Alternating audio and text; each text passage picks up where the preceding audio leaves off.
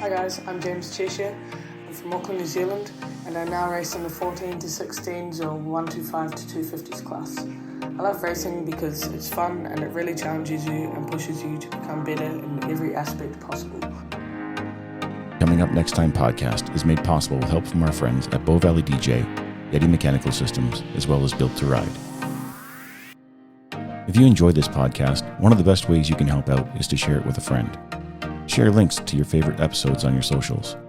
If you wish to contribute directly, head over to www.comingupnexttime.com and become a patron. All funds raised will go towards our giveaways, as well as they help out local clubs through our sponsorship program. Coming Up Next Time is a proud sponsor of the Rocky Mountain Dirt Riders Association. Since 2004, Rocky Mountain Dirt Riders Association has been working to take care of our local Alberta trail systems. Whether you're an experienced rider or new to the sport, the RMDRA welcomes you.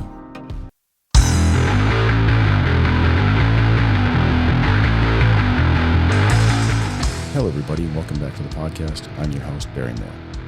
My next guest hails from Niagara Falls, Ontario. He moved out to Alberta to start a new life. Some might say the decision to put down the bottle and pick up Moto was a choice that altered and perhaps saved his life. We first met digitally shortly after the launch of the podcast, and it wasn't until a short time ago we met face-to-face. He's now living his best life working in a local dealership and working on being the best dad he can be. Coming up next, this is Douglas Chrysler, DC the Creator. It's as Canadian as F. Yeah. Take a pic of us still. Thanks, buddy. That was too quick, man. You gotta... Oh, no, that's pretty good. It's good. Yeah. It's those young reflexes. Yeah. That's pretty cool. All right. Thanks, guys. No trouble. So thanks for coming on the show. I'll get you to introduce yourself for those who don't recognize your voice. Yeah, so I'm Douglas Chrysler, otherwise known on Instagram as DC the Creator. Douglas Robert Chrysler Jr. on Facebook. I ride dirt bikes, man. Nice. That's what I do. And so how did you get started on dirt bikes? So what was your first bike? I got started as a kid. My father traded in his Harley V-twin for two PW50s. Or not a Harley, a Honda V-twin, sorry. Okay. For two PW50s for me and my brother. But fortunately enough, I got both of them because my brother was afraid of riding. Okay. So I got both 50s. Trashed them both. And then he traded those in for a PW80. And I trashed the living heck out of that thing too. And then that was kind of where I finished riding. That was kind of where it ended for me. Okay. Until I moved to Alberta and got my own bike. What was your first bike in Alberta then? KX250. And Kawasaki KX250, 1996. Did you trash that bike? Blew it up my third ride. Oh, fun. Grenaded the motor. Oh. Back of the piston skirt broke off and grenaded through the bottom of the crankcase. Holy shit. Oh yeah, it sucked. And so that brings that to a quick and final end. So fun ended real quick for me. I realized I loved it, so I was like, I'm not giving up on this thing. There was no way I was going to rebuild the motor myself because I didn't know anything about bikes really. Yeah. So we found a crate motor out of California. Oh, nice. And we smuggled it over the border. I shipped it to my grandma's. And she lives in the States? Or? Yeah. Okay. She lives in Tonawanda, Buffalo. And then my mom went over the border, grabbed it, drove it over, and shipped it to Alberta to me. Oh, that's pretty sweet. Yeah, it was big savings too. It was only like $600 for the motor. Oh, that wouldn't be the price here. No. Not even close. Exactly. So I was like, I'm bringing this baby back to life. So stripped the old grenaded motor out, and then, we slapped in a new motor. And how long did you keep that bike for? And then I rode that probably 3 or 4 times. Sold it, got a CRF 450. Okay. So it was a big jump. I'd say. Yeah. I was riding the hell out of it, so I was like, I could probably handle the 450. All my buddies were on them at the time too, so. Were you guys riding on track mostly, or? No, mostly just quad trail. Okay. Yeah. That's kind of where I started riding in the bush. Yep. It was like on quad trails at McLean. Okay. So like every time I went to the track, I'd get hurt. Yeah, that's what it's there for. I was on a 450 with zero experience. Yes. Trying to be like, sending it. Yeah. Track rider. Yeah. And I was not a track rider. So yeah, it was a learning curve. Like I was getting hurt constantly on that thing, trying to ride tracks. I was like, yeah, I'm going to start riding the bush a little bit more. Okay. So that's kind of where it evolved and how I like found the single track and hard enduro and stuff. Okay. So did you do a lot to convert that motorbike into a bush bike? No, nothing at all. Straight off the just bat. full send. That's fair. Yeah, it was brutal, man. I was overheating it and struggling on hill climbs that like now I could basically just clean. Yeah. Without a try. How did you find, like when I was riding a 450 in the bush in first gear, I always felt that I was launching from wherever I was to the next spot, like leaping like a frog. Yeah, totally. I could see that. As soon as you dump the clutch, it's just like no control. Yeah. It's just full send into the trees. Yeah, it was rowdy, man. I didn't really have a lot of fun on the single track on that bike, so that's why I started trying to find like a more user-friendly bike. Okay. And I didn't listen to any of my friends. Like my next bike was a YZ250. Basically the exact same thing, just two-stroke. Yeah. But not bush-friendly at all. Well, there's guys that would say that the YZ is a good bush bike. Yeah, it was the YZ though. It wasn't the X, so 19-inch rear, race suspension. Yeah. Stiff. Yeah, no flywheel weight. Yeah. All that stuff. Okay. So it wasn't really ideal of a bike for me. Like, I had fun on it, don't get me wrong, but it made me realize I needed a more enduro-friendly bike for the stuff I was trying to do. And you eventually made your way to like a Husky. Yeah, as soon as I got I traded that YZ, sold it, I got a 2013 KTM 300. Oh, nice. Loved it. Like night and day difference. I was like, this thing is a beast. Yeah. You could do everything on it. E-start, all that stuff. E-start. But it still didn't have the counterbalance motor, and that's kind of what I was leading towards. So I just kept trading my way up, decking these bikes out until I could afford to get the bike that I wanted. And then I was able to afford a 2017 TE 300.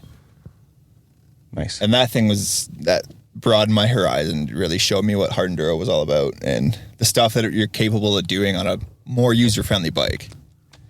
You know what I mean? Yeah, I get that. Like I have the 2018 TE 300, so it's the same bike pretty well. So just the mapping of those race bikes was just not built for the bush. No. Like, no matter what you did, you get wheel spin, right? Yeah. So it was just like, oh man. Breaking loose. Finally got a good bike. And I was like, yeah, this is where I belong. That's awesome. So that's that. And then as soon as I got that bike, that's when I started my Insta. Okay. Because I had all these sick videos, man. I was like, where am I going to put all these videos? Like, I got so much footage of these cool things. You know what I mean? Like, I don't want to delete them. No, why would you? I don't want to buy 100 SD cards. So I was like, I'll just start putting them on Insta and see where it goes. Are you not afraid one day that Insta will be gone? Or you don't care? Well, I don't care. Yeah, that's fair. Whatever. It is what it is. Yeah. So in the beginning, you did a lot of footage like with drones and stuff like that. You had like a follow me drone, I remember. Yeah, my buddy Mike had a follow me drone. Yeah. But he almost hit me with it like 4 times. Oh, okay. He would sit in his truck because he could get better light, right? Yeah. Because if you're standing outside in the sun, you got to follow the drone. It was hard to do with standing outside. Yeah. The glare off his cell phone was just too much. So he'd sit in the truck and follow us on his drone. And we were playing with it at Whispering Pines one day. I'm coming down the hill and like literally had to dodge the drone, like swoop my head to the left. Drone flies over my shoulder. I was like, man, come on, give me a gap here. Yeah, that's fair. I wonder if they can tell how far away they are. No, it was tough. He said it was tough. Like that was our first time doing it too. Yeah. But yeah, it was pretty fun. We played with that quite a bit. Good footage, just risks of the talent. Yeah, totally. So locally, I guess, you explore a lot of spaces. Yeah. You recently posted a video on the top of a mountain, which like I made a cheeky comment that it looks super flat and easy. Yeah. And there you were with Struggle Fest trying to clearly get up a tiny little... Dude, we cleaned that hill. Yeah. Like that's what happens when you bobble it at the bottom. Okay. Like that hill I usually clean every time. Like no stop. Okay. You don't even see me with my legs down on that one. But I fumbled it hard at the bottom and then I was just committed. I was like, oh, I'm too high. Like I'm too high up the mountain to turn around now. So I just kind of kept going. Okay. And luckily my buddy Blake was there with a camera cheering me on and He's giving me a hard time. Like, come on, let's go. Yeah. So it turned out to be good footage. So it was cool. It is like, yeah, I mean. And it shows the perspective of how steep those mountains are. Like, I don't know. I find like it always, like GoPro, all that stuff always flattens it out. Like reality is a little more intense than whatever's on screen. Yeah. Like you look at Outliers, all the footage from there, guys are like going up these hills and it doesn't look so, like, I mean, so we have like what you might consider like mature eyes. So when we see the flattened out GoPro footage, we still see how steep it is. Totally. You know, so like we see how gnarly it is. But when you step back and you think, like looking at it for the first time, like, why is that so hard? I know. You know, and then these guys are fucking giving her. All of Outliers was like that. I was like, yeah. I walked the tracks like, oh yeah, these would be good. We got these ones. And then until you're actually on your bike and like there's 100 other people around you trying to do the exact same line. Yeah. The pressure's on, right? That's so yeah, it's crazy out there. So you basically, when did you start racing? Like 3 years ago? Or last year was my first full race series ever. Okay. How'd you do? I finished top 10. I think it was 9th overall in expert. Nice. Yeah. That's pretty sweet. And I think I missed one race, not the Alex race. The one in Edmonton there. Okay. Yeah, but I missed that race. But anyway, I did pretty good at all my other ones. Like I was top 10 in all my races. So I was pretty happy. Nice. That's a good season. Because like you said, the year before I did race a little bit in 30A. That was kind of my first year into it. But I got injured halfway through the season. I got into a collision with a guy. Oh. So it kind of ended my season. And then I wasn't able to race Red Bull either. I was pretty choked. So I was like, you know what? I'm just going to come back next year. I'm going to go straight to expert. Screw it. Like, let's go. I got nothing to lose, right? Like, no. I'm not out here for anybody but myself. So I was like, screw it. I'm going to expert. And actually felt like I belonged in there. So. Oh, that's cool. It's not so I'll be there again this year. I'll be doing expert until I win. Okay. Well, that's sweet. Until I win. Until I win. That's pretty positive. I think I got a pretty good fighting chance this year. Yeah. Who's your biggest competition in expert then? Probably myself. Yeah. It is a trick question. Like getting out of my head. Like I ride with all those guys on a weekly basis and we're all toe to toe and we're just goofing around. But as soon as race time comes, like I get in my head. So, but I don't know. There's a few guys that I battle with out there. Brendan Brudzinski. He's a pretty good guy. We've been battling almost every race. Nice. Yeah. We were toe to toe. And then Elliot Boudreau, he's another one. Okay. He's kind of the guy that convinced me to go expert. Because I was like, how old are you, man? He's like, oh, I'm like, I don't know, almost 20 or whatever. Like, what? And you're an expert? It's like, holy shit. All right, cool. I guess it's possible then. Yeah. So yeah, he convinced me to go expert. So that's why I did that. That's not so bad. Yeah. Yeah. I feel like one of the nice things is having like a battle buddy, like not, a friendly rivalry versus like. Yeah. Like, man, so I got a good group of guys right now. Tyler Sherp. He's going to be probably my number one battle this year. And then his buddy Brooker. They're pretty strong riders. They swept the intermediate class last year. Okay. And then got forced up to expert. So they're pretty jacked right now to be in the expert class. Yep. And we ride together, on a weekly basis. So we're always pushing each other every time we ride. Would you say that's like the key to success in off-road is finding some people that will push you? Yeah, man. Yeah. That's a big part of it. Like if you can find a good riding crew and stick with them, you guys will go places. But it's when you bring like the weaker riders in on your rides, they kind of slow you guys down. And then all of a sudden your focus isn't training, it's helping them, right? Yeah. So if you can find a nice crew, it's going to help you big time. Yeah, that's fair. Yeah, it's just like, yeah. Like everybody, you got to take the weaker guys out too, because they got to learn too. Yeah, because you were once that guy. Yeah. But it's to a limit. You got to know when to draw the line. Yeah, there's guys that are like a class behind, which is fine. And then there's people that are like way farther behind, and then that's exactly. it. Yeah. So attitude still plays a big role. Man, giving them the chance is a part of it too, right? Like somebody gave me the chance. Yeah. So why not give them the chance? That's fair. And sometimes they need to see it. Yeah. See the bike do it. Yeah. Like, see it, hear it, feel it. Know that it's not impossible. You just think it's impossible. Yeah. And then, like, cause that's something like there's a hill by my house. That's a difficult climb, but it's not impossible. It's just not easy. Right. Right. And then, like, depending on things like humidity and all that kind of stuff, it can go from being a difficult climb to a really difficult climb. Right. Like if it's too dusty, there's no traction. So it's just, it's like loose rock. Like it's a fun hill. Really? And then, but yeah, when you get to the top of it, you're just like, yeah, that's awesome. And then you got to go back down it. Yeah. Because it's just one way. There's no exit. So it's just one way in, one way out. Yeah. Same way. So, I mean, for a long time, I couldn't do it. And then I saw a buddy do it, like just cleaned the spot where I always followed like in the same spot. So I was just like, oh, this is kind of like the limit of the machine. And then he just cleaned it. And I was like, okay, fuck, that's me. And then I got to stop focusing on that spot and giving it like. You're focusing so much on just getting over one thing where you need to be focusing on getting over all of it, or cleaning the bottom section, or. Yeah, I just got to look past that space. Look past it, yeah. And then I have no problem. Totally. But as soon as I glance at that space, it sucks me into it. It's like, it's horrible. You stare at it too long and it just gets sucked in. Yeah, pretty much I'm losing my rhythm by paying attention to it. Yeah. And then I'm off. That happens. Yeah. And it's like, it's little, it's like a little divot with like a tire rut, a collection of rocks. And just like. It's hard. Like, you know what you got to do. You tell yourself what you got to do, and then you go to redo it and you do the exact same thing you did last time. It's like, why can't I just put my body in a different position this time? Right? You know what I mean? That's fair.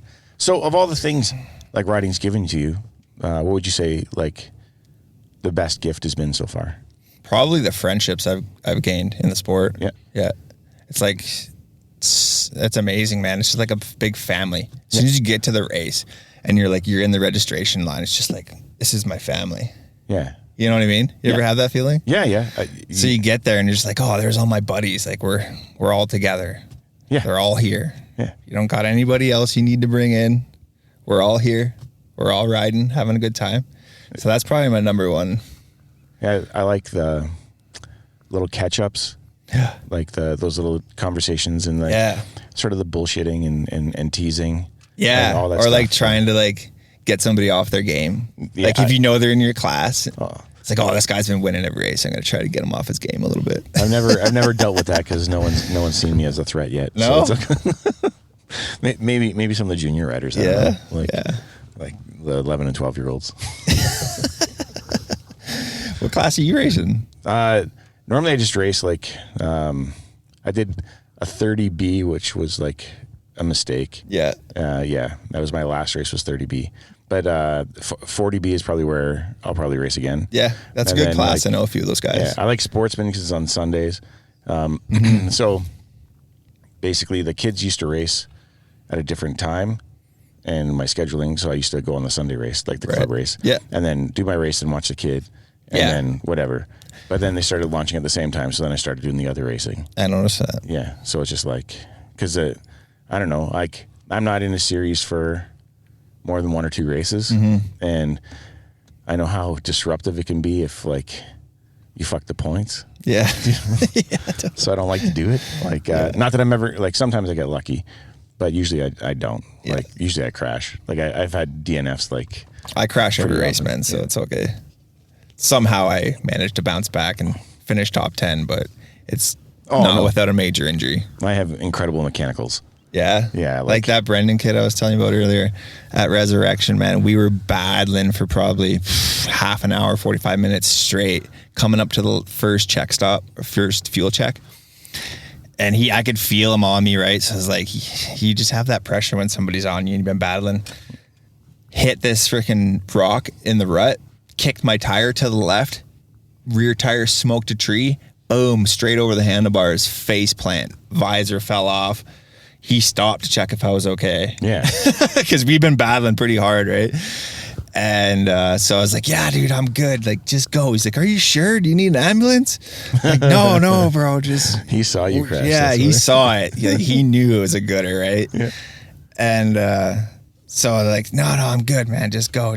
So I get up, put my visor back on. It was an Alpine Star helmet, so I could snap back together.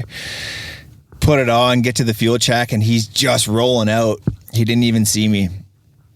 And next thing you know, I catch him at like this next gnarly section of the race. And he's like, Dougie, what are you doing here? He's like, I thought you were done for sure. I was like, no way, bro. I'm coming for you. I'm finishing this battle, right? That's awesome. So then next thing you know, there we are helping each other up this section. Yeah, that's good. And we just battled the whole race, man. Like, there, I got no give up, man. It doesn't matter how hurt I get. I'm finishing the race. Mine might have been like no brakes. Yeah. No handlebars. That's another story. Like, I had to stop at Red Bull because I broke my shifter off and I was stuck in third. Oh. I was like, man, I can't clean these in third. No. You know what I mean? So I kind of had to pull out in the Red Bull race. I didn't want to, man. Like, I tried doing this hill climb like 4 times, stuck in third. I just couldn't get on the pipe. Couldn't get the momentum through the bottom. So I was just like, can't you gotta pull out. No, I had no shifter. Oh, okay, yeah. My shifter was gone. No clutch. Yeah, no. Yeah, my shifter broke. Oh, trust me, I broke my clutch clean off at the Yaha Tinda. Yeah. The Wild Horse Hair Scrambler. Yeah, that's the one I have the worst luck at. Yeah, man. Last year I broke my clutch clean off. Finished the race. I did my whole last lap was with 0 clutch. Like, it was just dangling. Oh God. It was rowdy, man.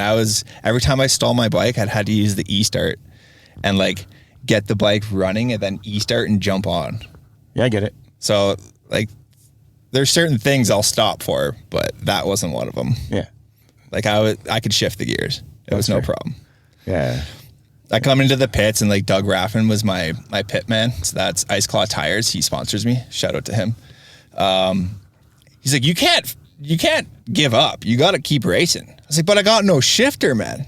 Like, no clutch. Like, I can't clutch. He's like, so what? You can still shift gears. It's like, all right, you're my coach. Let's go. That's awesome. So he gave me that boost, right? Because I was going to stop. He's like, man, you can still ride. I was like, yeah, you're right. So I pushed through. I think I finished like 9th in that race. That's not bad. Yeah. I mean, it's not ideal. I lost a few positions, but I still finished. No, the Raffins are awesome. Yeah, that's super nice guy, man. I love those guys. Never say die. Never say die, man. Yeah. Dougie's taught me a lot. Awesome. He's taught me a lot. Drilled it into my head. Gets me to most of my races. Yeah. We carpool most of the time. Well, that's all right. If it's a long haul, we'll usually carpool. So that's pretty sweet. Yeah, it's something I learned about this year talking to Melissa Harton. Is what makes racing in the States ideal is if a few riders can share it all. Yeah. You know, and then they can especially going to the States, man, because like that's a long haul. Yeah. And stays and like fuel and true, eh? It all adds up. And so anything that they can do to like mitigate the cost. Yeah. Totally. Because I mean, like, yeah, they're gonna place. Like, they're not, she's not a slouch or anything. Yeah.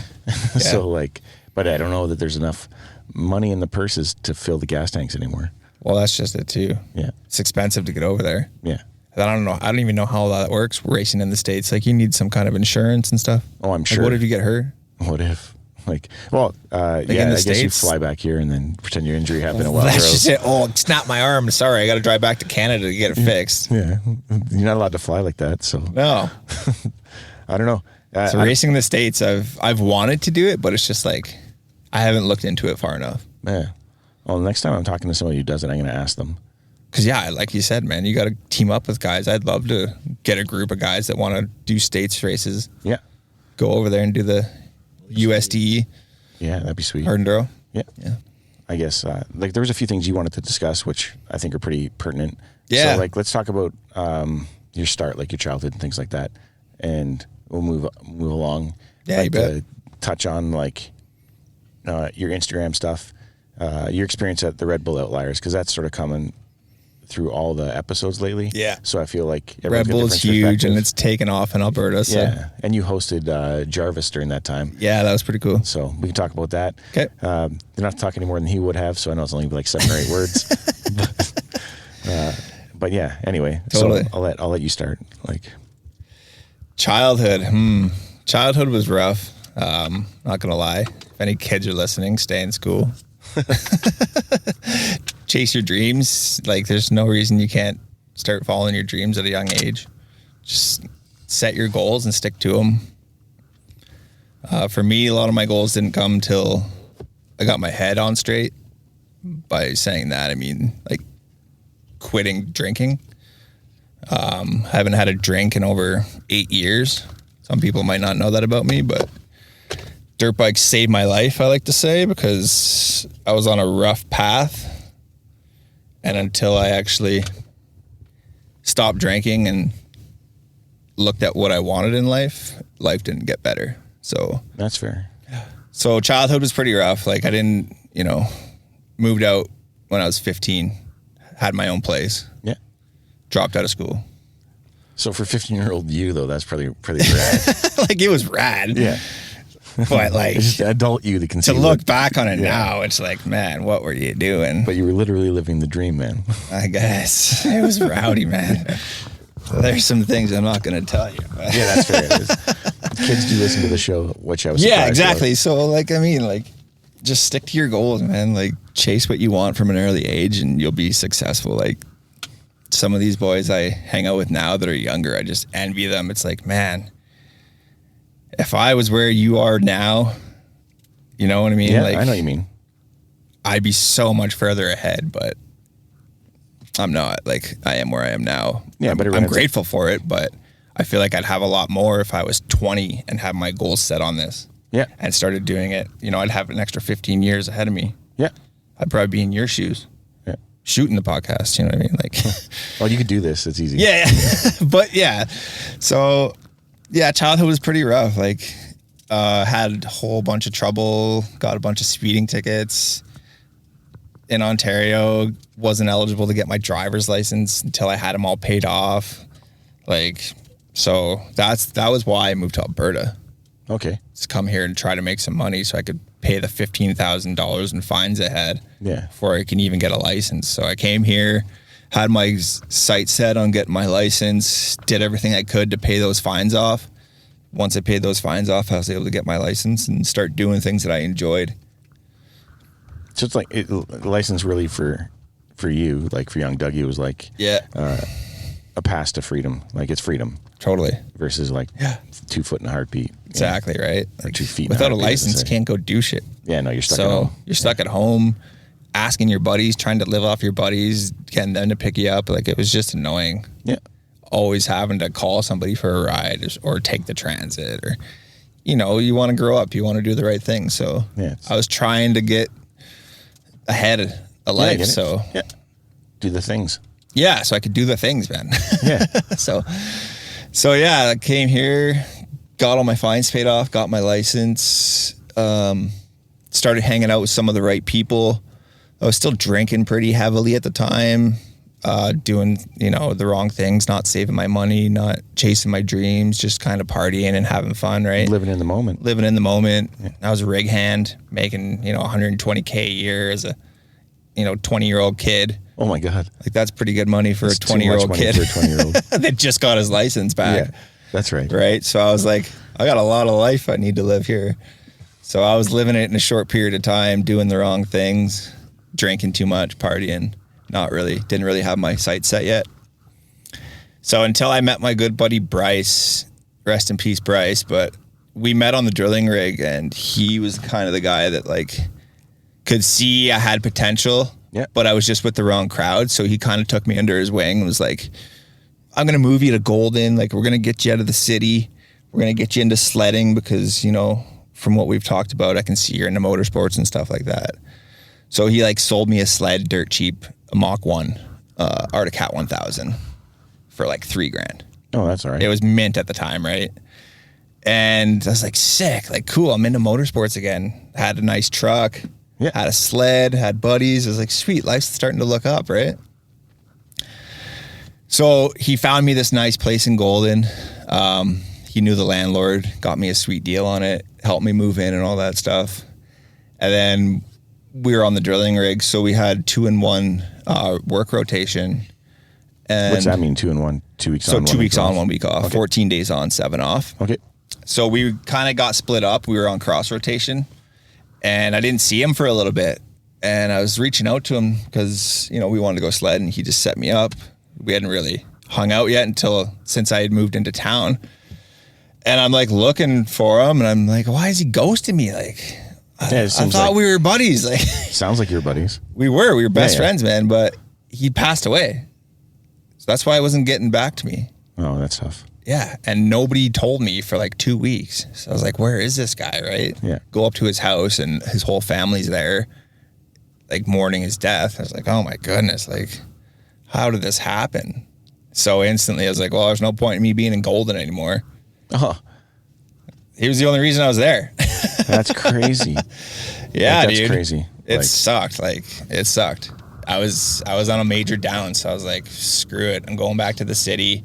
Just came back, partied, didn't even ride my sled. You know, then I was like getting in trouble with the wife constantly. We were getting the cops called on us for partying at our house, and it was just got rough That's real a bad quick. scene. Yeah. So like the same cop came to our house like 3 times in 1 week. Oh.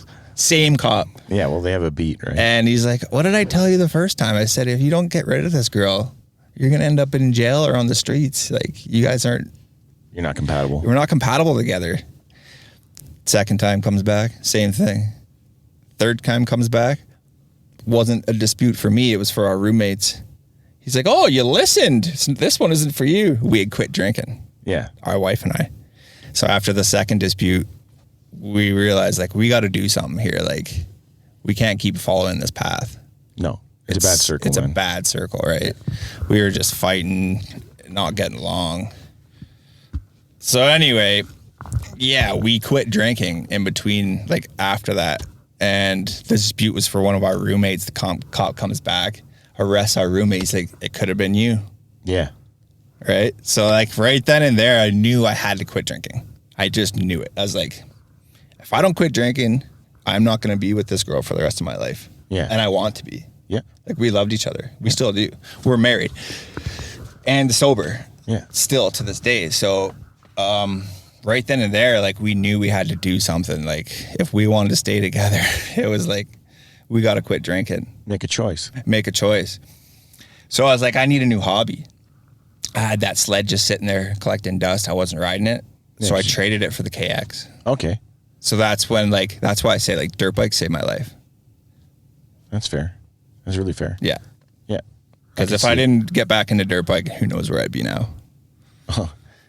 Pretty easy guesses. Yeah. I think. Like, none of them are good. Exactly. So if, like, anybody listening wants to take a life lesson off that, Yeah. Well, you wouldn't have your little kid, man. no, I wouldn't have my wife, Yeah. wouldn't have my kid, wouldn't have my dirt bikes. Who knows where I'd be? That's fair. Yeah. So now you've given up all the Hard trouble. stuff. Yeah. Yeah. And you're a good boy, or at least promising yourself to be a Totally. good boy. Yeah. And you sold your sled, which I'm sure was probably not as easy as it sounds in your story, because it was a sentimental piece. Man. Yeah. And I still, to this day, every time I see a Mach 1, I'm like, I wonder if that's it. Because Yeah. I want to get it back. Oh. I want that sled back. Well, if anybody listening bought a sled, Just for a sentimental. Like, I have these straps that Bryce gave me. yeah. And they're so haggard, like the clips don't stay locked anymore, but I won't stop using them. That's fair. Like, I still use them every time I go riding to this day. They're the so- only straps I've ever had. That's cool. Yeah. You should retire them though, and just keep them like somewhere safe. I know. Man, honestly, like, I lent them to my brother-in-law one time, and he freaking lost one Oh. because he got a ride home from some chick at the track, and he left one in her truck, and I did everything in my power to track that chick down and get my strap back. Yeah. And she's like, it's just a strap. It's I not. was like, it's not. There's more to it than just a strap, lady. Like, this thing's sentimental. Yeah. So I, like, tracked her down, and she thought I was some crazy stalker. You are. You're just a I strap was. stalker, not a chick stalker. Yeah, dude, it was pretty funny. Yeah, that's all right. She didn't get it. No. There's some things that are just different for everybody. Totally, man. Right? Like Some things are sentimental to people. Like, Yeah. it is what it is. She probably got like a little letter that she kept from high school. Oh, I explained it to her, and she felt like a bag of shit after. I'm She's sure like, oh, once you that's know why. why. Yeah. Yeah. Yeah. It made sense once I explained it. Yeah. It's evil that you had to tell her because it's kind of a dick move. Oh, man, she was fighting me. Like, I tracked her down for 3 weeks for this strap. Like, just give me my straps. Oh, okay. Yeah. Then there you go. She's probably like, Yeah. It's $20, bro. Because she was so, like, pissed off that my brother-in-law even asked for a ride home from the track. It's like, who goes to the track without a truck? My brother-in-law. My brother-in-law. Yeah. Yeah, it was crazy, man. Okay. So then you start with a new crew. Like you develop a new relationship with, with motorsports. You get a new crew. You start filming your things. Yep. And putting them up. Yep. And people start like responding to it. Yeah. Was that like was that a byproduct or was that a goal?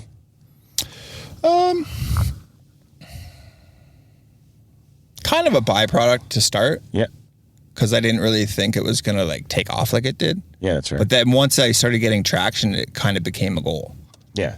Like at first it was just a byproduct. I was like, oh, I'm just going to put them up here just because I need a place to put videos. Like I don't have enough SD space. Yeah.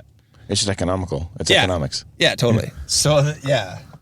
And then once I started getting traction, I was like, oh, I like this. This is cool. I could probably like make a name for myself. Yeah. Because eventually I just wanted dirt bikes to be life. Yeah. Like I want my job to be dirt bikes, right? Yeah. That's all I want to do. That's fair. So that was kind of the end goal and why I was building my Insta the way I was. Yeah. Yeah. So then how'd you come up with the name like DC the Creator? I get which DC stands for, like Douglas Chrysler, so DC is just my initials, Doug Chrysler. Yeah. But I was always like a super huge fan of like DC shoes. Oh yeah? Ken Block. Yeah. Yeah.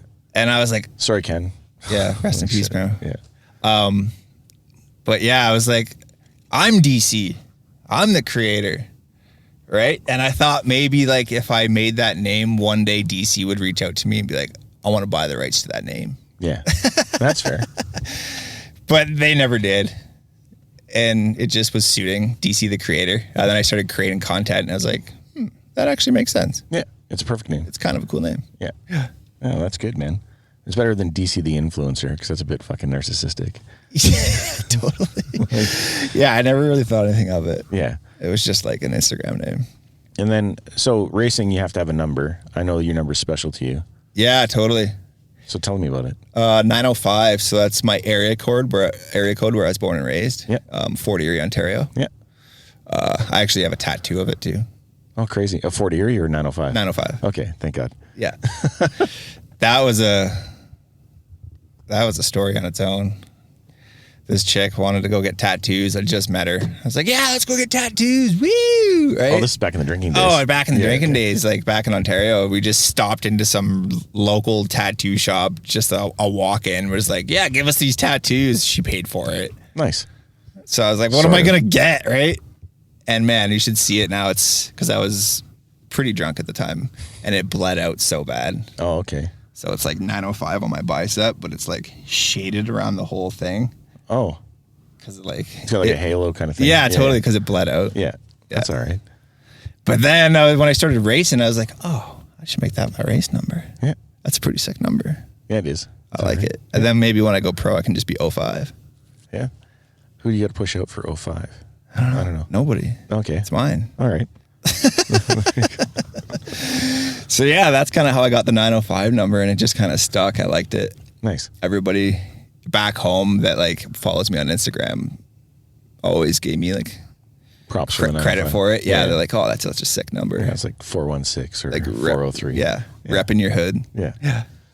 So that's kind of how I got the 905 and stuck with it there. Any regrets on the tattoo?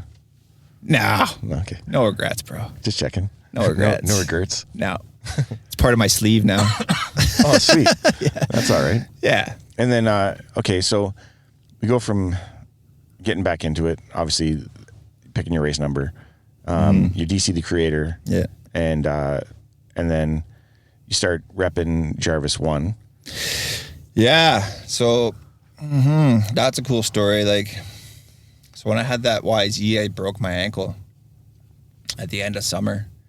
So I had a long winter to like sit and like look back on life and what I wanted to do with it. And I knew I was going to get a new bike because I had that one for sale. It sold right away. I had my eyes on the TE. So I was like, maybe I'll start trying to like do things with like people that are higher up. Yeah. Because like this shit's expensive. No doubt. Right. And if I can get some sponsors and get some traction, because I thought I was a wicked rider. Yeah. I was like, oh, there's no reason I can't go race for Jarvis. Right. So I was watching YouTube videos and came across a video of Graham just advertising that he's going to start his own race team. Yeah, I remember that. So I was like, that's pretty cool. Like, instantly went and checked the date of the video to see when it came out. It was like 6 days ago. Yeah. I was like, oh, this is new. Like, this is fresh. Like, people got to jump on this now, or else he's going to build a team, and then I may have lost my opportunity. So instantly I got on my Instagram, shot Graham a text message over Instagram, and he actually replied to me. So I was like, holy crap, what? And he basically just said, no, you're shit. You can't ride for us, but we need ambassadors. So that's how they gave me the opportunity. Straight up, he's like, send me some videos. I want to see you ride. Yeah, of course. Yeah. And he's like, no, you're shit. That's so beautiful. Oh, it's perfect. Yeah. Just set the tone right away, right? That's so some humble pie for you, kid. Humble pie, totally. So I was like, whatever. I'm not going to give up on you. But yeah, he gave me the opportunity to be an ambassador for them. So I was like, yeah, man, I'll take that. Nice. Like, I'll take anything. I came in looking for a spot on your race team, and you offered me this. It's like, I'll take anything, man. It's all good. Yeah. So instantly they set me up an account on their website as a dealer for all of North America. I was the first one in North America to become the Jarvis distributor. That's pretty sweet. Yeah. So that kind of had traction. I was doing pretty good with that. Got a few sales under my belt.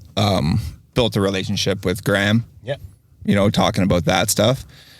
And then they approached me once they found out that Red Bull was coming to Canada, and they asked me if I would host clinics for them. Okay. Yeah, so that's kind of like what really got my foot in the door with Graham.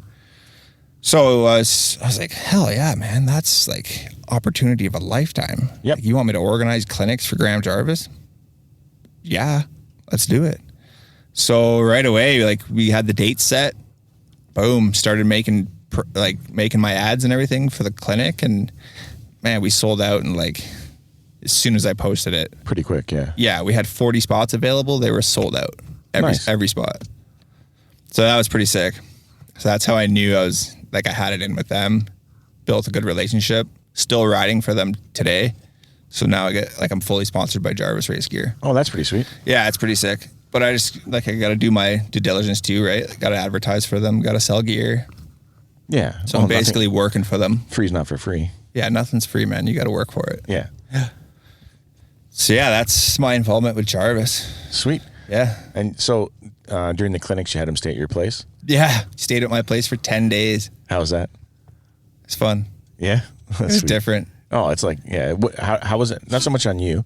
That's okay. It was hard, man. It was tough. Yeah. Because we had our baby 5 days prior to the day he landed. Yeah, that's crazy. Thank you, Victoria. My wife. Thank you for allowing me to do all that, because it was a time. It was hard. It was probably the hardest month of my entire life. I could believe it. Trying to balance and then like have a world-class athlete at your house. Yeah. And like all his mind's set on is winning. 100%. He doesn't care about anything else. He's just there to win the race. You know what I mean? What's it like being around that kind of focus? Like a lot of pressure. Yeah. Constantly. Like, I just felt like I was under the gun, always trying to satisfy his needs. You know what I mean? Like, what about Victoria's needs? Well, that was the thing. Yeah. My focus should have been on my brand new baby. But that's looking back. Like, that's the advantage of like that's why I say it was so hard, man, because I knew I had to have all my energy into my brand new son and my wife. Yeah. And I had expectations from Graham at the same time. So it was just like so hard to manage both. Yeah. But like, I don't know. That's why I say thank you, Victoria. Yeah, that's fair.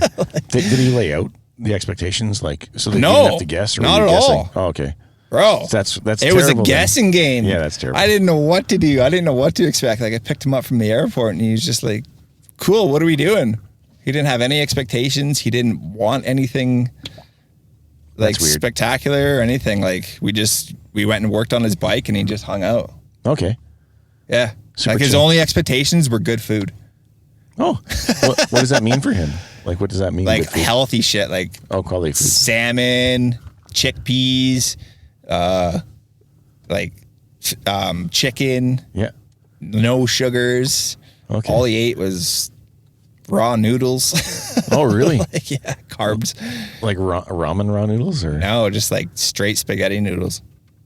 Oh, like chips. Yeah. When I was like poor kid, I used to do that. Yeah, dude. He just eats like straight elbows or spaghetti. It didn't matter what it was. Just pasta. Was it cooked or just? Yeah, it's cooked. Okay, thank God. Yeah. I just imagine just him like chewing on raw spaghetti. Yeah, that's what I'm picturing. He's cut open a bag of fucking pasta. He's like, lung, lung, lung, lung. I like to make crunches. No, like, dude. Like every morning I come down, he'd have like raw oats. Okay. Ready for us. Yeah. So he'd like have raw oats. Yeah, like oatmeal. Yeah. Yeah, his diet was so just simple, man. Yeah. But like, everything healthy. No, you know what I mean? Like, yeah, I get it.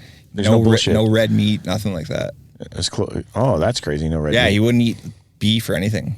Oh, wow. Yeah, he only wanted like chicken or salmon for meat. Okay. Oh, well. Mm-hmm. Don't want to give away his dietary secrets there. You know, Graham comes to race against you, go to the grocery stores, buy all of the chicken and all the salmon, leave him with beef, and he'd be fucked. Yeah, totally. Luckily, we had a pretty good market close to the house with everything was fresh, and we just go down there and he'd pick whatever he wanted. That's all right. Yeah. And were you on the hook for the tab? No, man. He was awesome. He paid for the whole week. Oh, wow. It was awesome. That's sweet. Yeah, like my birthday was on the 23rd. He took us to get haircuts and shit. That's sweet. It was pretty cool. Nice. He's like, we got media tomorrow, mate. We better go get our haircuts. I was like, yeah, we better. That's awesome. So he took us down to get haircuts and paid for it all. Oh, wow. He bought my groceries for the week and everything too. Oh, that's cool. Yeah, he's a super nice guy, man. Yeah. Oh, yeah. Like, I know the overall experience was good. Super humble guy, yeah. But how it feels versus how it was can be completely different. Yeah, obviously, like our first, like, never met the guy before, pick him up at the airport. Next thing you know, he's sitting in my car. It's like, holy shit, this is real. Yeah. You know what I mean? Yeah. It's like, that's fucking Graham. Like, it's crazy. So, I know you had a little bit of car trouble while he was around. Can you tell me about that? Yeah, that was embarrassing. Yeah. Yeah, so after our clinic, day one at Wild Rose, my van broke down. As they do. Piece of shit. That freaking thing. Yeah, so we're wrapping it up, packing it in. He had a clinic like in BC just before he got to Alberta. And he was showing off doing some stuff. And he hurt his back a little bit. Okay. So he was pretty stiff like when he got off the plane. And he asked me if we could book him a massage, yeah. So I had lined him up with one of our girls like that just comes to the house. So it was pretty sweet. Yeah. So we had an appointment to get him there, like after our clinic. We're like, okay, your appointment's at like 6. The clinic finished at 5. Well, lo and behold, the frickin' van dies on the way home. Like 30 seconds into leaving Blackfoot, literally dies on the merge ramp onto Blackfoot. So nobody can merge. We're holding up the whole freaking road, right? I'm like, Graham, you got to get out and push me, bro. He's like, what? What do you want me to do? I was like, just push the van so I can freaking get it out of the road. He's like, no, not a chance. Not doing it. I was like, why not? like, he must not have wanted to get hurt. I didn't think about it at the time. I was just like, get us out of the freaking road, right? Yeah. So I'm like, all right, fine. You fucking steer the car. I'll push the van. Nope, not doing it. I'm like, what? I need help, Greg. Yeah, insurance and liability. He's like, he's not jeopardizing his race, right? No. So yeah, I was like, fine. Fuck, I'll push the van. You just fucking sit there. So there I am, pushing and driving. Oh, God. But I got her off the road, got us into a safe spot. It's like, all right, we're good. So I called my buddy Luke. He had brought his camper to the clinic. Yeah. So like we had a nice place to like go and eat lunch and stuff because it was pretty hot out. It's middle of August. It was a hot August. It was hot, yeah. Like it was a warm day. So we were pretty glad to have the camper. So I called Luke. I'm like, listen, the van just broke down again. Can you get Graham and just take him to his appointment? Yeah. Right? So Luke's like, yeah, no problem. I just got onto Deerfoot. I'll whip a shitty and we'll come back and get you. So he comes back. And Graham goes, can't we hook a chain onto that guy and he can drag us home? It's like, no, it's not. Like we're not in Spain, bro. Like we can't do stuff like that here. Yeah. He's like, well, what do you mean? I said, well, we're not allowed to just hook a chain onto another car and tow it down the Deerfoot. Like that's a major highway. Yeah. It's like, you need to call for a tow truck. Yeah. So he's like, oh, okay, no big deal. He just didn't understand how it the rules worked are here. different in different places. Rules are a bit different here, right? Yeah.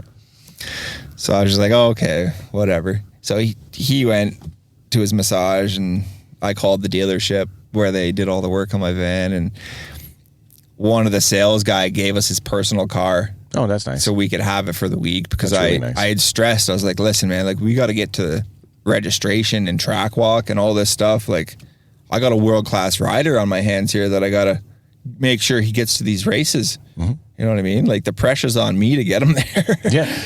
Like, so yeah, that was the van problem, like that thing. So it broke down. We got a new Dodge from Big 4 Motors. Shout out to Big 4 for taking care of us. Thank you very much. And yeah, so we made it to all the races. We were able to go to all our clinics because they gave us that truck. Nice. So they saved the day. Nice. Yeah.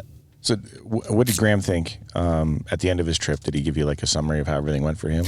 Yeah, man. He texted me the other day, and he's like, oh, the A-team. So he was stoked. Like, we had a pretty sick pit crew for him. Yeah. Like, his suspension got seized at the border. Oh, God. He didn't have the proper import docs, and he had nitrogen in his shock, and they just, like, you're allowed to have nitrogen, but you have to document it and let them know before you bring it into the border. Really? Yeah. It's like, you need a gas. TT transporting dangerous goods slip. Okay. That shows what you're transporting and what chemicals, because there's oil in there in your shocks, right? Yeah. So you need the proper documentation to travel over the border with that. Oh, wow. And he didn't have it. So they seized his race suspension as soon as he got into the States. Because that's his bike. Who are we kidding? Yeah. Right? Like Yeah.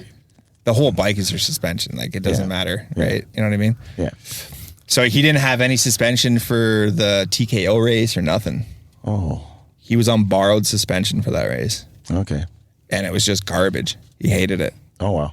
So my guy, Rob Jessup, that's my suspension guy, literally bought him suspension, cone valves and everything, 6500 kit with cone valves, and it got it all set up for him so he could have a fighting chance at the race. Yeah. So yeah, he was pretty grateful for that we did that for him. I'm sure. Like, that's a big expense. Like, Yeah. to buy a full set of suspension isn't cheap. No, enough. Just for a guy to race on I know. Yeah. once. Yeah. So he was pretty grateful. Like, we brought a camper out to the race for him. Yeah. We had the tents set up for him. You know, we were his mechanics and everything. So he was pretty grateful for it. That's good. I mean, it's sweet.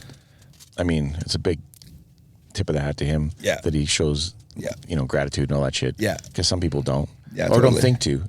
They're grateful and whatever, but they just take Yeah. it with them out the door. Then they look back and say, hey, good job. You know, like. Yeah, man. Yeah, that's He pretty wouldn't have sweet. been able to race without us. No, that's fair. Like, I had to find him a bike. Oh, yeah.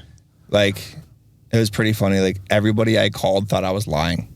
I'm sure. I'd call these Husqvarna dealerships, and they'd be like, what do you mean you need a bike for Graham? Isn't he ride for Husky? It's like, not anymore. He's Jarvis Race Gear. Yeah. He doesn't have that contract with Husky anymore. No one. Yeah. Right? So they're When not I just going to interviewed give he him a had bike. They were giving him 1 year Yeah. track. Like, Yeah. At the time. So listen to this. So they gave us a bike 2 days before the race. Oh, Husky did? Yeah. Oh, well, yeah, they want him on one. Yeah. So they gave him a bike 2 days before the race, but that doesn't do a guy any good. How's he test? Yeah. You know, like, how's he get his bike ready? How's he get decals on his bike? Like, you gave it to us at the race. Yeah. You know what I mean? So we didn't even end up using that one. Like, he used the one that I found for him. Okay. Because he's friendly on it now. Like, Yeah. Yeah. Yeah, because we did our clinics on it. Yeah. So he had his suspension in it. And Yeah, it's all dialed in for him. Yeah, he had we had to hook up his TSP kit, Yeah. hook up his suspension, put his plastics on, switch his bars. Yeah. You know, the guy was flying with handlebars, a seat, and a plastic kit That's hilarious. in his duffel bag. Yeah. Like, he showed up, one duffel bag was just a seat, a TSP kit. Yeah. What's plastic. a TSP kit? It's a TSP head. Oh, okay. Yeah. Yeah, all right. High Yeah, compression yeah. head. Yeah. TSP's the maker, manufacturer. yeah. So I was thinking electronics. That's one of his sponsors. Oh, sweet. Yeah. So yeah, that was pretty wild. Like, he was pretty appreciative of that. Yeah. Calls us the A-team. The A-team. Yeah. That's awesome. Yeah. It's friendly. Like, it's like kicking in the dick and patting Yeah, on the man. back at the same time. Yeah. Yeah. Yeah. So that whole experience was crazy. Like, Would you do it again if oh yeah. everything the same? About to have a brand new baby. About to have Graham show up. Like, all things exactly the same. Oh. No. No? I wish I was there more for my wife. I'm sure. Yeah. Yeah, you can't go backwards, right? Like, No. Yeah. Like, it was hard, right? Like, bringing a baby into the world 5 days in. Yeah. She came to the clinic with the baby. She's a rock star, man. She is, bro. The kid was 5 days old, and he was down at our clinic watching. Yeah. But don't you think, like, even a little bit, like, she's known you a long time, back from when you were a fool even. So don't you think there's a little bit of her that just likes to see you have, like, this moment in the sun? She did, yeah. And that's kind of, like, I asked her for her permission before we did all this. Like, I'm sure. It's hard to ask a pregnant wife that's due any day. Yeah. Like, they'll just tell you anything to get you, to shut up, basically. But At least she will. Can't speak for all yeah, the like, pregnant I was girls. stressing. I just kept trying to stress the importance of, like, what was happening. Yeah. And how important it was for Graham to do good at the race. Yeah. Because she didn't really know who he was either. Yeah, Like, well, there's that. until she started, like, following him and seeing his fan base. Then she didn't really realize how, like, big it was. Yeah, a million and a Yeah. few people Yeah, follow right? him. She's like, whoa, like, this is a celebrity. Yeah. Like, he's staying at her house. Like, it didn't really kick in for her at first, No, I think, until he was there. yeah. Yeah. And it's just weird. It's a tough thing. I know, like, at my house, I'd have a leg up on you. Like, my kid's a little older. Yeah. And my wife knows who he is. Yeah, Give me an easier totally. pitch. Like, this year's going to be way easier. He's coming back again. Nice. We're going to do it all again. Nice. And he was asking me the other day, he's like, is the young one on a bike yet?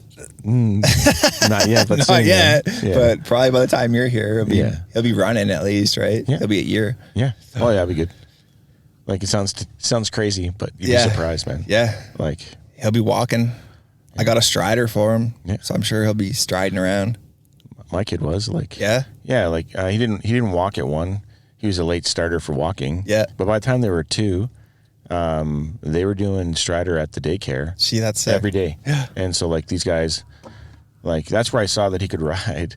When he was leaning shoulder into all the turns on the strider, I knew that, like, he had it. And then it's funny because, like, he never was on training wheels, so he just always went through bikes, right? And then I think he was like, that's what I hear too. Yeah, 4 years old. He was on an O-set, maybe even a bit younger. Really? And then, and then the PW50, and then the Husky 50, like the 2-stroke, and then whatever next. I think next is going to be. See, that's awesome. God knows so what. you just skip that whole balance phase of Yeah. needing training wheels. There's a wicked video, Keith Codes, the soft science, or a twist of the wrist. Okay. And there's this little bit in the beginning talking about training wheels and turning and all this stuff. And they lay it out. Yeah. How on training wheels, when you turn left, you go left, and you turn right, you go right, because there's all these points of contact. Yeah. But on 2 wheels, you turn left and you go right. And for some kids, they're so used to the other way around, they start falling instantly. Yeah. And then they get afraid of the bike, and then they step back. Yep. So if you never have that thing, That setback whatever. almost. It's like a holdback. Yeah, and every kid that comes to my house on training wheels, they leave my house riding. Seriously? Because I don't like I don't care like mom and dad cares. Like, this sounds so horrible, but I'm totally willing to let your kids smack their face off the earth, so that they don't have to do it a lot. Yeah. Right. Like we can do it one or once 2 really times good and then get up past it. You know, Totally. like and I high five them for falling, and like I pump up their tires for Encourage crashing. it. Yeah, Almost. like I'm making future jackasses. Totally, and, man. Like I don't really care. It's that parenting style too, because like for those parents that, their kids probably fall and they probably run to them like, oh, it's okay. Yeah, no, high five.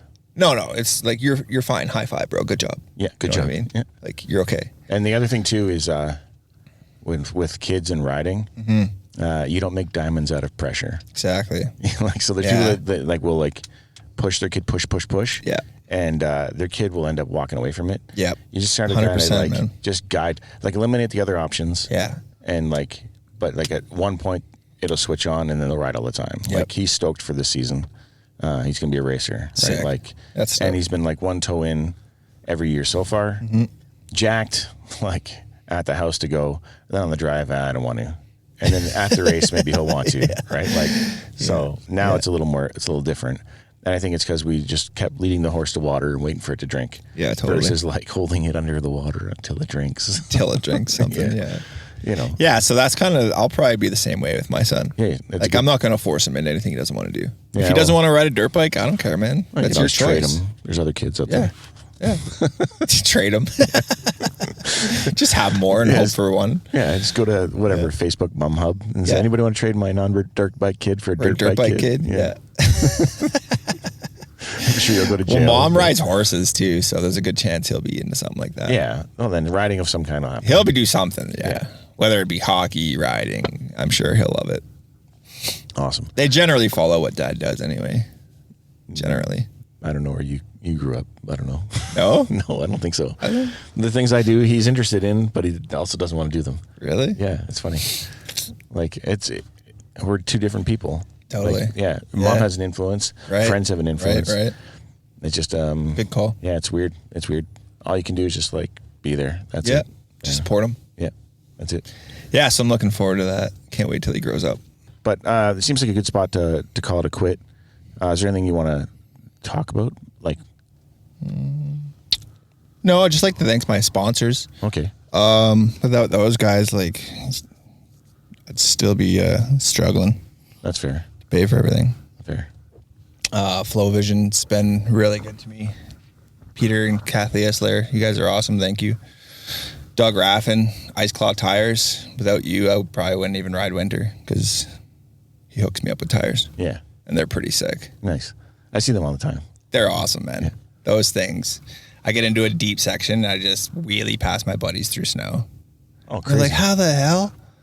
You know what I mean? Yeah. And I'm one wheeling through a foot of snow. So those Ice Claw tires are sick. Okay. Who else we got? I Ride Supplements, Mitch. He's been a supporter of me since day one. He was like one of my first guys to take me on. He's always believed in me. So thanks, Mitch. No Toil. They're an oil filter company. Those guys are awesome, man. He hooks me up with stuff all the time. Like, their product is amazing. I can't say enough good things about it. You know, it's environmentally friendly, all that good stuff. Yeah. You can wash your air filters in your wife's sink. Yeah. And not get yelled at. I know. Depending on your wife. Yeah. Well, there's that. I'm a big fan. I'm not going to lie. And then AXP skid plates. Yeah, they're pretty awesome. They hook me up too. And then probably one of my most favorite sponsors that's really changed my riding was Astra handlebars. Yeah. They've been amazing. As soon as I put those bars on, I felt like I gained like 10 miles an hour through the trees. It was just like astronomical change. So Astra handlebars has been pretty huge. So thanks, Astra. And coming up next time. Without them, I'd be nowhere. Coming up next time podcast has been like my number one. Like, Barrymore here has showed me the way. Listening to his podcast and listening to those guys that he's interviewed really showed me the way and taught me how to be a good ambassador. So thank you, Barrymore, for that. Well, I appreciate that. And then my number one supporter, my wife. Without you, I don't know where I'd be today. So I thank you. And I love you very much. So thank you, Victoria, for everything you do. And giving me a beautiful son. That's awesome. Yeah. She should have been here for that tearing up time. She'll cry later. Don't worry. Well, you're crying now, so it's all fair. Yeah, it's all good. That's not that right there. Well, that brings us to the end of another episode. I want to thank my guests for taking the time to sit down and chat with me. A special thank you to you, my supporters. Without you, this would not be possible. If you enjoyed the show, give it a 5-star rating. And if you haven't already, be sure to like, subscribe, and share. If this is your first time listening, I encourage you to take the 3-episode challenge. Once again, thank you for your continued support, and stay tuned to find out what's coming up next time.